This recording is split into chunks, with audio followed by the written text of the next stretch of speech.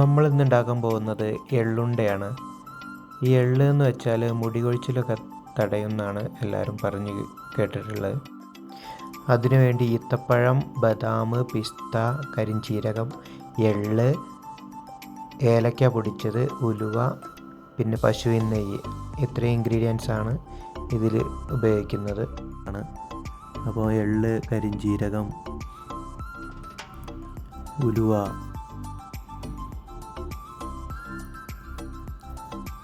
ഏലക്കപ്പൊടി,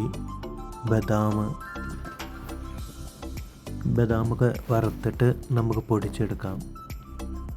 ഒരു medium size പൊടിച്ചാൽ മതി, നമ്മൾ കഴിക്കുമ്പോൾ അങ്ങനെ കടിക്കുന്ന തരത്തിൽ. അതുപോലെ തന്നെ പിസ്തയും ഒന്ന് ഫ്രൈ ചെയ്തിട്ട് നമുക്ക് പൊടിച്ചെടുക്കാം.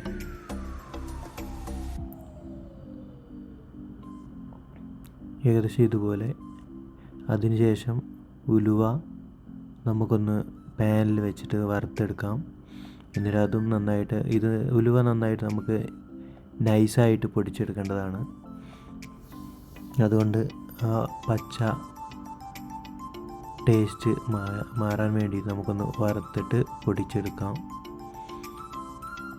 മിക്സിയുടെ ചെറിയ ജാറിലേക്ക് മാറ്റിയിട്ട് നമുക്കതൊന്ന് പൊടിച്ചെടുക്കാം.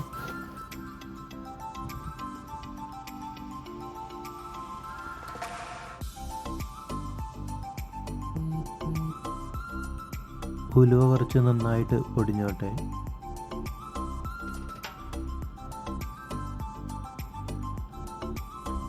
അപ്പോൾ അങ്ങനെ ഉലുവ പൊടിച്ച് മാറ്റി വെച്ചിട്ടുണ്ട്.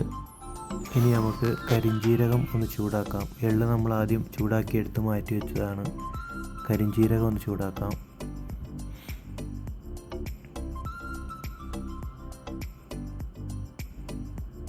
അതിനുശേഷം ഇതിനാവശ്യമായിട്ടുള്ള ഈത്തപ്പഴം, ഞാനൊരു ബോക്സ് ഈത്തപ്പഴമാണ് എടുക്കുന്നത്. നല്ല മധുരമുള്ള ഫ്രഷ് ഈത്തപ്പഴം ഇവിടുന്ന് കിട്ടി. അതിൻ്റെ കുരുവൊക്കെ കളഞ്ഞിട്ട് അത് നമ്മളൊരു പാത്രത്തിൽ മാറ്റി വയ്ക്കാം.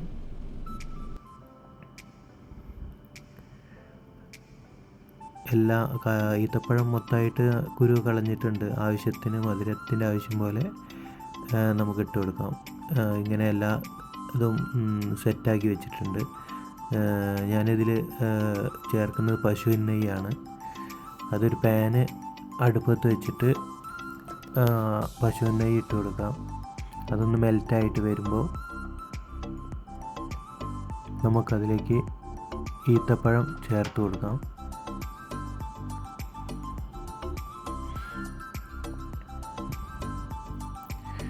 നമ്മൾ എടുത്തു വെച്ച ഈത്തപ്പഴം അതിലേക്ക് ചേർത്ത് കൊടുക്കുകയാണ്.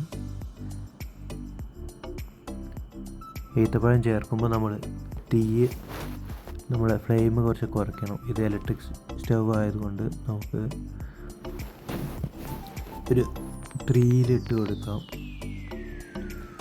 എന്നിട്ട് നന്നായിട്ടൊന്ന് മിക്സായി ഉടഞ്ഞ് വരുന്ന പോലെ നമുക്ക് കുക്ക് ചെയ്തെടുക്കണം. ഇത് ഒന്ന് നമുക്ക് കുഴയ്ക്കാൻ പാകത്തിനായിട്ട് വരണം. ഇപ്പോൾ ഏകദേശം നന്നായിട്ട് കുഴഞ്ഞ് വരുന്നുണ്ട്. അതിനുശേഷം അതിലേക്ക് കുറച്ച് ഏലക്കാപ്പൊടി ചേർത്ത് കൊടുക്കാം. നേരത്തെ പൊടിച്ച് വെച്ച ഉലുവപ്പൊടിയും അതിൻ്റെ കൂടെ ചേർത്ത് കൊടുക്കാം.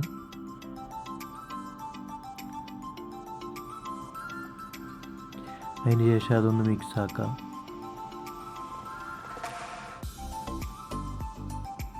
ശേഷം നമ്മൾ വറുത്ത് വെച്ച എള്ള് അതിൻ്റെ മേലേക്ക് ഇട്ട് കൊടുക്കാം.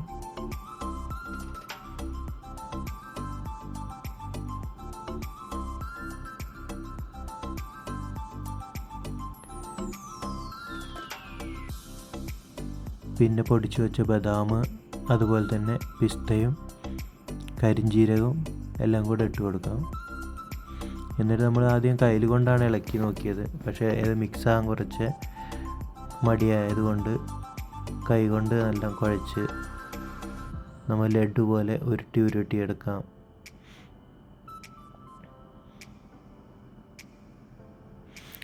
ഇതുപോലെ നമുക്ക് ഉരുട്ടിയെടുത്തിട്ട്